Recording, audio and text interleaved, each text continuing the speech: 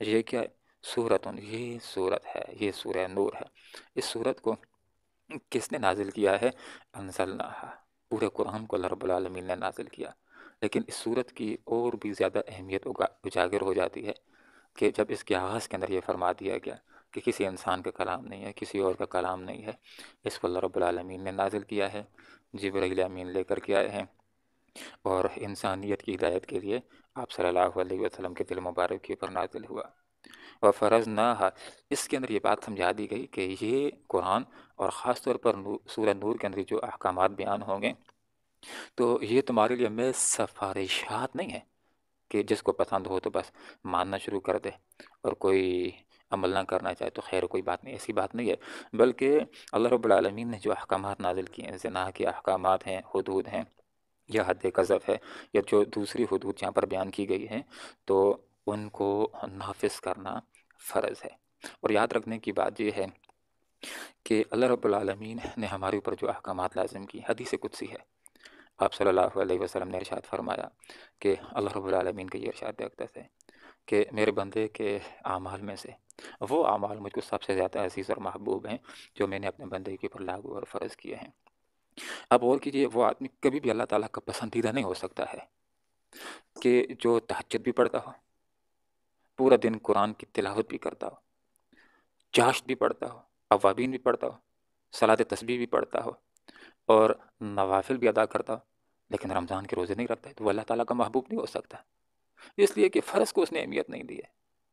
ایک آدمی پورا سال کے اندر نفلی روزے رکھتا ہے، ایک دن کھوجا کرتا ہے، ایک دن روزہ رکھتا ہے، ایک دن کھوجا کرتا ہے، ایک دن روزہ رکھتا ہے، نفلی روزے رکھتا ہے، لیکن زکوٰۃ جس وقت بات آ جاتی، مالدار بھی زکوٰۃ نکل سکتی بھی ہے لیکن نکالتا نہیں ہے، تو یہ آدمی دل دماغ کے اندر یہ بات بٹھا دے کہ یہ اللہ کا پسندیدہ نہیں بن سکتا ہے۔ اس کی مثال آپ تھوڑا سا غور کیجیے کہ ایک بچہ ہو جو خوشی کے ساتھ والد کے پاس بیٹھ جاتا ہے اپنی چاہت کے ساتھ، تو والد کی ٹانگیں دباتا ہے، اس کی کمر دباتا ہے، لیکن اگر والد کہتا ہے کہ جاؤ پانی لاؤ، پانی لاتا نہیں ہے، یا اس کی ٹانگیں دبا رہا ہے، والد کہتا ہے کہ وہ دوائی مجھ کو دے دو اور پانی دے دو، وہ اس کو دیتا نہیں، تو کیا والد اس کا دل اس سے خوش ہو جائے گا؟ نہیں۔ اس لیے یہ بات سمجھنے کی ہے۔ آپ صلی اللہ علیہ وسلم نے وضاحت فرما دی کہ اللہ رب العالمین کا ارشاد ہے کہ میرے بندے کے اعمال میں سے جو سب سے زیادہ محبوب ہیں وہ مجھے وہ اعمال ہیں جو میں نے بندے پر لاگو اور فرض کیے، اور ان کے ساتھ ساتھ، فرائض کے ساتھ ساتھ، جس وقت ایک بندہ نوافل ادا کرتا ہے تو میرے قریب ہو جاتا ہے، اور جب میرے قریب ہو جاتا ہے میں اس کو اپنا محبوب بنا لیتا ہوں۔ جس وقت میں اس کو اپنا محبوب بنا لیتا ہوں تو پھر اللہ کا ارشاد ہے کہ میں اس کے ہاتھ بن جاتا ہوں، جس کے ساتھ پکڑتا ہے میں اس کے کان بن جاتا ہوں، جس کے ساتھ سنتا ہے میں اس کی آنکھیں بن جاتا ہوں، جس کے ساتھ دیکھتا ہے اللہ کا ارشاد ہے کہ میں اس بندے کے پاؤں بن جاتا ہوں، جس کے ساتھ وہ چلتا ہے۔ تو اللہ تعالیٰ کے ہاتھ، پاؤں، کان اور آنکھیں بننے سے مراد یہ ہے کہ اس کے بعد بندے کے اعمال اللہ کی رضا کے مطابق ہو جاتے ہیں،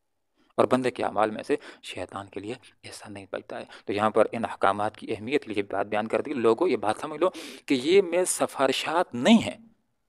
کہ جو عمل کرے تو اچھی بات ہے، عمل نہ کرے تو خیر کوئی کی بات نہیں ہے، فرض ہے تو ہمارے اوپر فرض نہ، ہم نے ان کو لازم کیا ہے، فرض کیا ہے۔ وَأَنزَلْنَا فِيهَا، اس صورت کے اندر ہم نے کیا نازل کیا ہے؟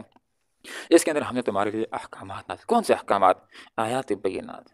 ایسے نہیں کہ کوئی پیچیدہ سمجھنا چاہے تو سمجھ نہ سکے، نہیں، واضح سمجھ میں آنے والے، انسان تھوڑا سا بھی غور و فکر کرے تو ہر ایک جو حکم ہے اس کے پیچھے تھوڑا غور کرے گا تو سمجھ بھی آئیں گے، اور یہ بھی پتہ چلے گا کہ ایک ایک حکم جو ہے وہ انسانیت کے مفاد کے اندر ہے۔ لعلکم تذکرون،